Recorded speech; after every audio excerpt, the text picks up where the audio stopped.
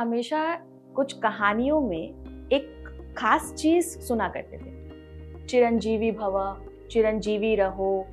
और हमने हनुमान जी के बारे में भी ये सुना है कि वो चिरंजीवी है। लेकिन चिरंजीवी का आखिर कॉन्सेप्ट है क्या? क्या सभी लोग चिरंजीवी हो सकते हैं या कुछ खास लोग ही चिरंजीवी रहे हैं? और अगर हम चिरंजीवी होना भी चाहते हैं तो उसके लिए हमें क्या करना होता है? कितनी कहानियां हैं इसके पीछे? आज हम इस पूरी बातचीत में जानेंगे। मैम, मैंने पुराणों में एक किस्सा सुना जो कि मुझे थोड़ा सा अचरज में डाल गया कि एक 16 साल का बालक एक सभा में उपस्थित हो रहा है और सभी लोग उसके वेलकम के लिए खड़े हो गए हैं। बड़े बड़े ऋषि मुनि भी, राजा और जितने उनके आसपास के लोग हैं सब खड़े हो गए और उनके बैठने के बाद वो अपना स्थान लेते हैं। वो कौन थे और एक 16 साल के बच्चे में ऐसा क्या था कि बड़े बड़े ऋषि मुनि उनके सामने नतमस्तक हो रहे हैं? जी, आई थिंक हम मार्कंडे मुनि की बात कर रहे हैं। कहा जाता है कि मार्कंडे मुनि जो हैं वो चिरंजीवी हैं और उनकी उम्र जो है वो 16 साल से, मतलब 16 साल से वे ऊपर कभी होते ही नहीं है। उनकी उम्र 16 साल पे रुक गई है। 16 साल पर रुक जाना, हमने तो हमेशा सुना है कि उम्र हमेशा बढ़ती है, तो रुकेगी कैसे? तो उन्हें शिव जी से वरदान मिला है मार्कंडे मुनि को और कहा गया वो चिरंजीवी, वो हमेशा यहाँ रहते हैं और वो 16 साल के मतलब एक टीनेजर ही है। और लेकिन जो उनके कर्म हैं वो इतने पवित्र रहे, इतने सात्विक रहे कि इसलिए जब भी वो किसी ऋषियों महात्माओं के जब सभा में जाते हैं तो लोग उनकी इतनी इज्जत करते हैं, प्रणाम करते हैं, नतमस्तक होते हैं। तो यानी कि सिर्फ उम्र रुकी लेकिन उनका ज्ञान काफी स्ट्रॉन्ग रहा होगा और इसीलिए।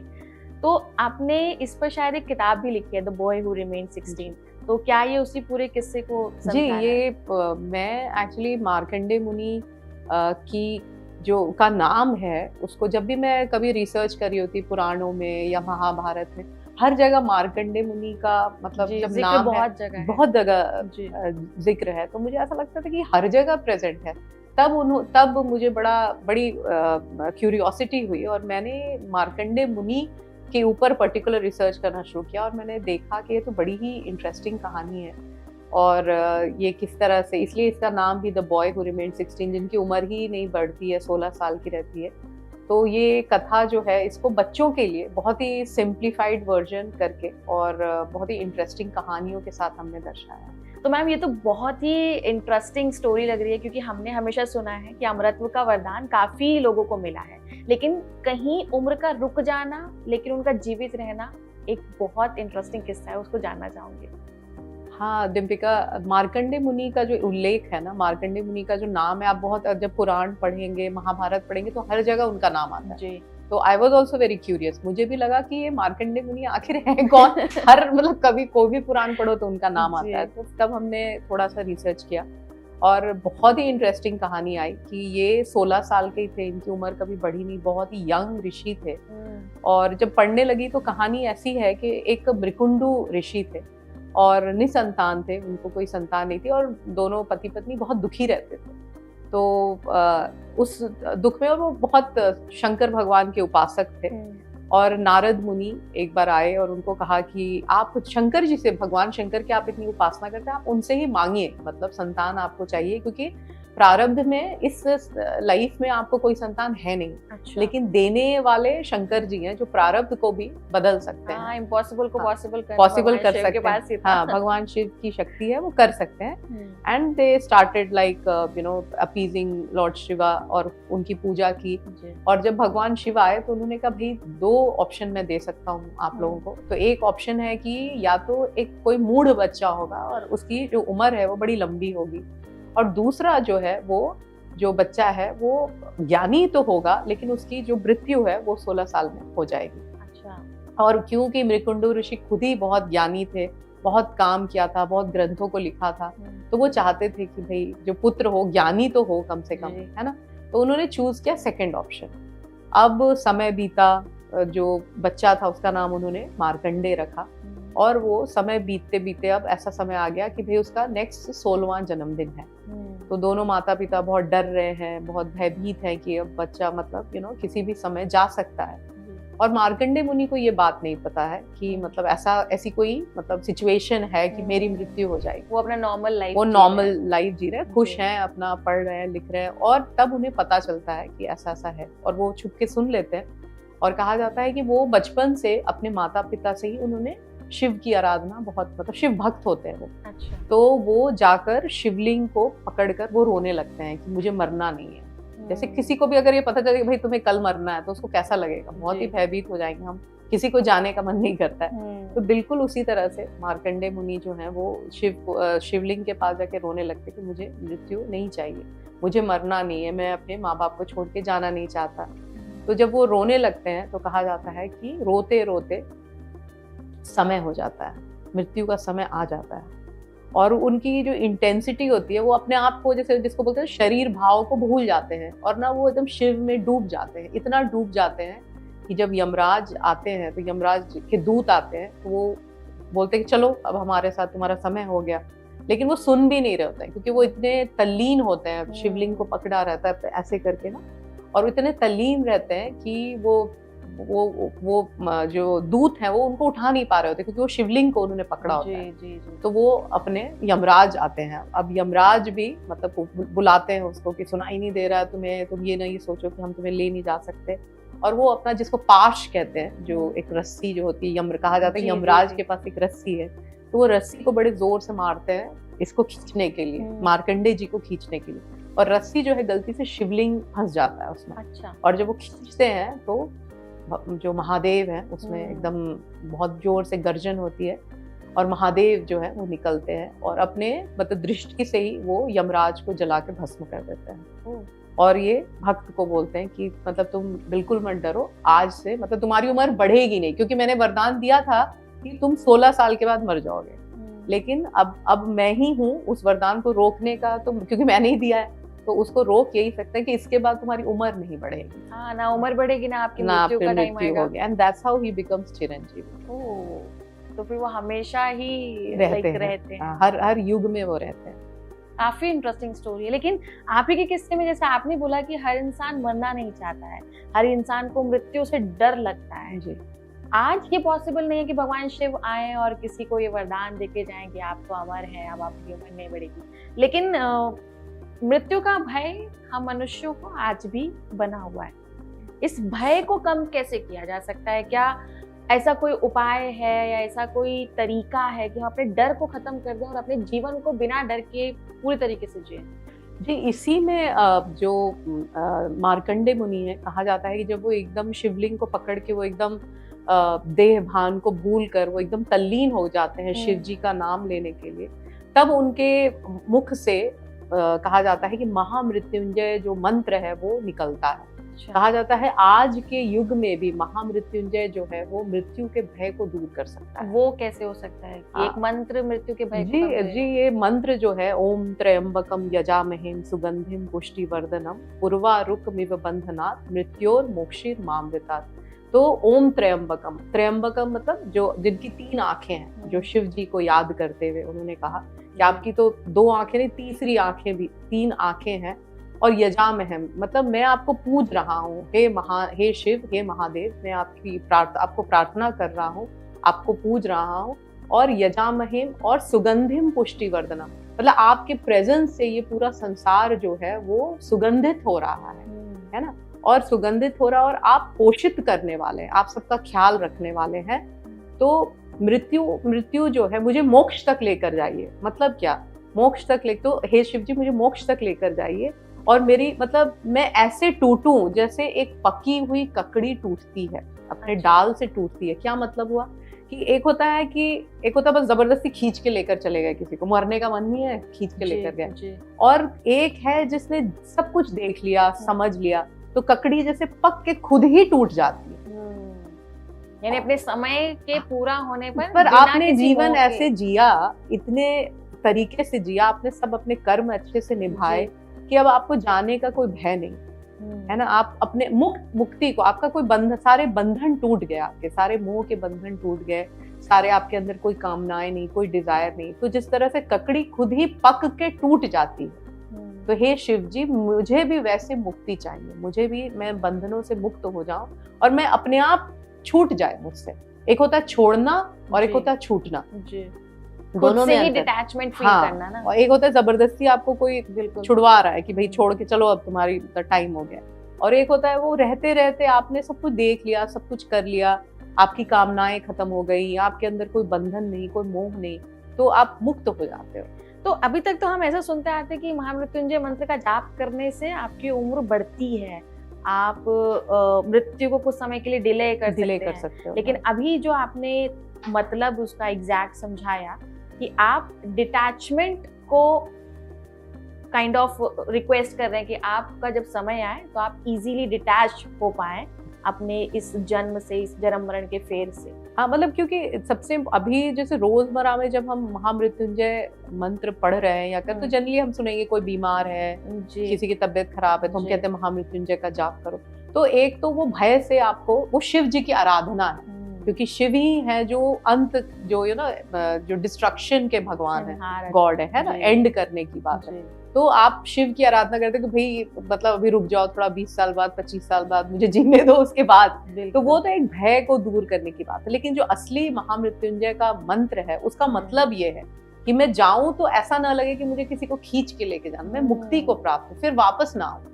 जी, है ना, तो ये आवागमन छूट जाए। तो भय तभी होता है जब हम लोग किसी बंधन में होते हैं, और हम लोगों को जब ऐसा लगता है कि ये छूट जाएगा, वो छूट जाएगा, हम ये अर्जित करना चाहते हैं। तो आज तो मेरे लिए तो ये थोड़ा सा नया है कि महामृत्युंजय का जाप आपको एक रियल ट्रुथ, जो सही एब्सोल्यूट ट्रुथ है कि आपने जाना तो है, लेकिन जाना कैसे है वो आप खुद से डिसाइड करोगे कि आपने चीजों को छोड़ना है। बिल्कुल। एक आपने बताया कि जो कपल है मृकुंड, ये जब आराधना कर रहे हैं भगवान शिव से, तो खुद से अपनी संतान कैसी चाहिए उन्हें, ये वो मांग चुके होते हैं कि उन्हें मतलब बेवकूफ संतान नहीं चाहिए, कम बुद्धि संतान नहीं चाहिए, एक अच्छी बुद्धिमान। तो इज इट पॉसिबल कि जो दंपत्ति है वो अपनी संतान का खुद चॉइस कर सकते हैं? बिल्कुल बिल्कुल। पहले हमारे सनातन में इस तरह के संस्कार होते थे जिसको गर्भधारण संस्कार कहा जाता है। मतलब धारण से पहले, मतलब जब एक लड़की या जो एक लेडी, युवती प्रेग्नेंट होने के पहले जो कपल है वो कैसा जीवन होना चाहिए, और वो उस जीवन को कैसे मंत्र जाप करे, कैसा मतलब पूरी प्रेपरेशन जिसको कहते हैं। अच्छा। तो वो एक संस्कार है, वो प्रेपरेशन की, अगर उस प्रेपरेशन से आप चलिए तो उस तरह की संतान आपको प्राप्त होगी। तो ये बहुत इम्पोर्टेंट हमारे सनातन में, तो ये बहुत ही इम्पोर्टेंट चीज है। काफी इंटरेस्टिंग भी है। हाँ, बहुत इंटरेस्टिंग, क्योंकि एक संतान आपके जीवन को बदल के रख सकती है। मतलब अगर वो दुष्ट संतान पैदा हुई तो आप समझिए कि आपका पूरा जीवन, सोचिए बचपन से लेके वो जब तक बड़ा है, फिर उसके बाद, तो समझिए कि आपका पूरा जीवन जो है वो उलट पुलट कर सकता है। लेकिन एक ऐसी संतान जो माँ बाप को जो है और भी ऊंचे पेडेस्टल पर पहुंचा दे, तो वो कितना, मतलब कहा जाता है ना कि भाई वैसी संतान अगर हो तो माँ बाप भी धन्य हो जाते हैं, समाज धन्य हो जाता है, देश धन्य हो जाता है। तो उस वैसी संतान, अगर आप शराब पी के अगर दो कपल साथ आएंगे तो वो संतान कैसी होगी?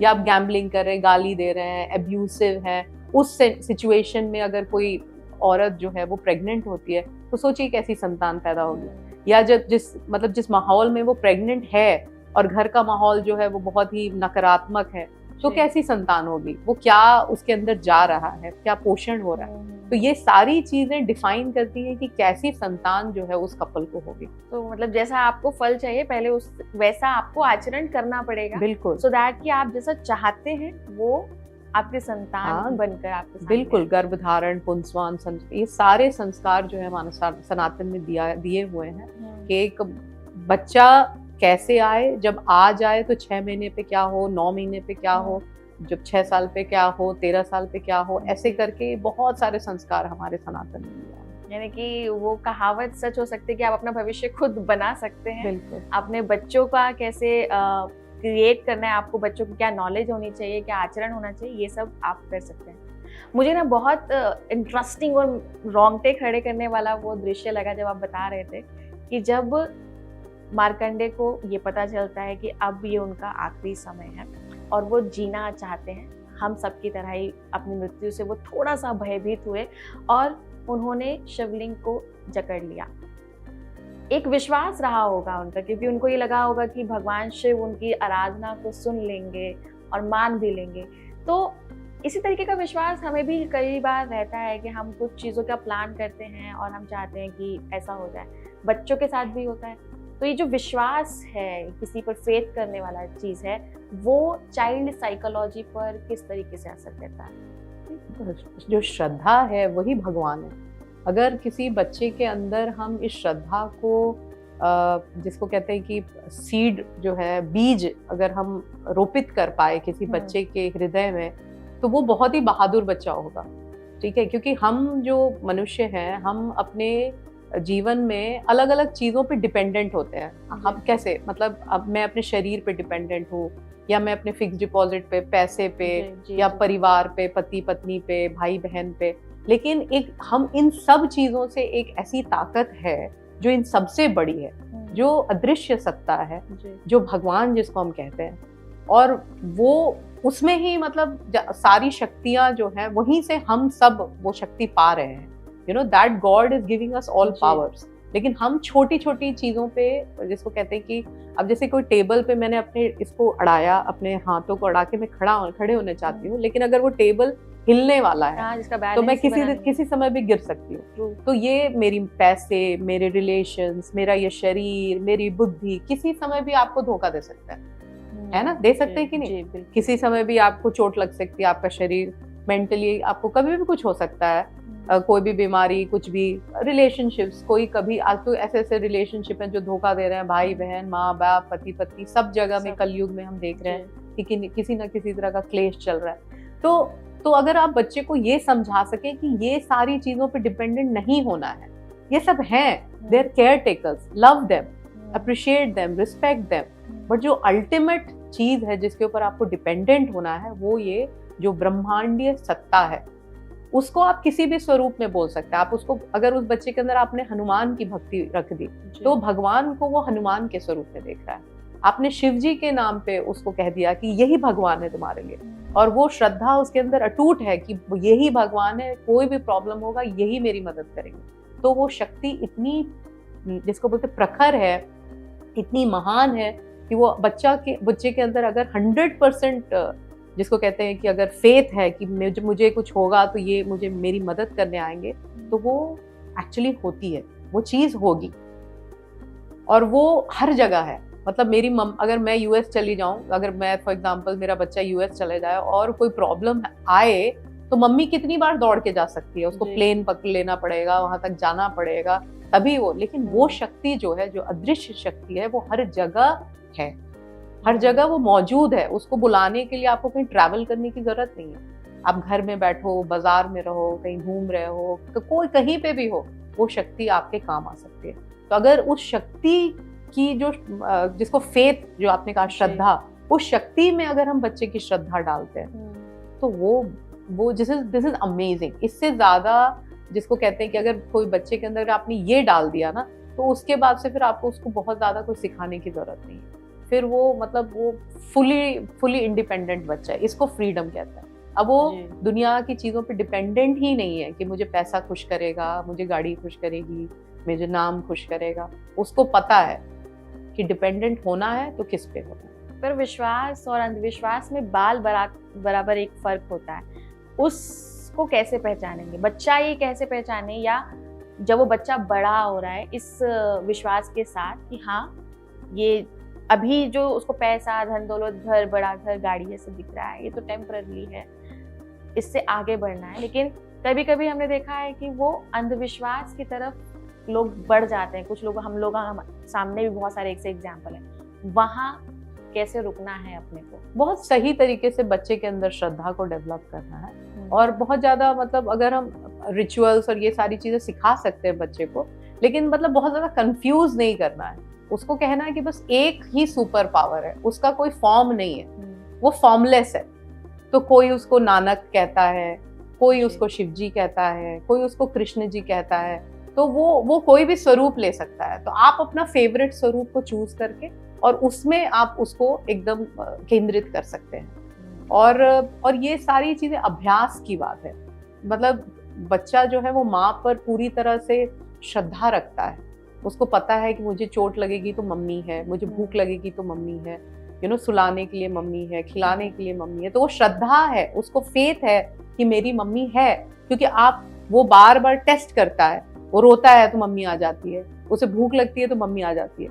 तो ये कैसे टेस्ट, वो धीरे जैसे से बड़ा हो रहा है, वो अभ्यास हो रही है, उसको एक्सपीरियंस हो रहा है, और इसलिए वो मम्मी को बहुत पसंद करता है, क्योंकि वो मम्मी उसकी फेवरेट है, क्योंकि जब भी उसको जरूरत पड़ी मम्मी इज प्रेजेंट, है ना। उसी तरह से जब आपने उस श्रद्धा को उसके दिल में रखा, उसके हृदय में रखा, तो वो उसको टेस्ट करेगा कि जहां मम्मी नहीं है, मम्मी ने कहा कि भगवान को याद करो, अब वो करता है, वो देखता है कि काम बन गया, फिर कभी कुछ ऐसे काम आता है, फिर वो याद करता है भगवान को, फिर देखता है काम बन गया, और ऐसे करते करते करते वो अभ्यास से वो समझ जाता है कि ये कोई बड़ी चीज, जहाँ पे मम्मी पापा भी प्रेजेंट नहीं है वहां पे ईश्वर है।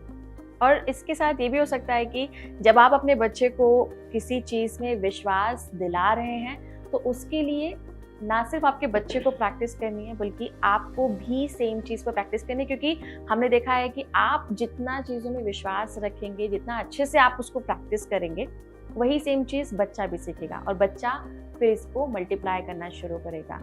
तो पेरेंट्स का आचरण भी अच्छा होना चाहिए। वो जिस चीज़ पर विश्वास दिलवाना चाहते हैं अपने बच्चे को, आपका भी विश्वास उस पर होना चाहिए, और उसका प्रैक्टिस डेली बेसिस पर आपको भी करना होगा, ताकि आपका बच्चा सीख सके। अश्वत्था ट्री में हम हमेशा जब भी बातचीत करते हैं, इसी तरह का नया ज्ञान, नई नॉलेज और नई प्रैक्टिसेस को हम लोग आपके साथ शेयर करते हैं, ताकि आप और हम मिलकर इस समाज को और बेहतर बनाने की तरफ आगे बढ़ें। अगले एपिसोड में एक नई किताब, एक नए ज्ञान के साथ आपसे रूबरू होंगे। तब तक के लिए मुझे दीजिए इजाजत। नमस्कार।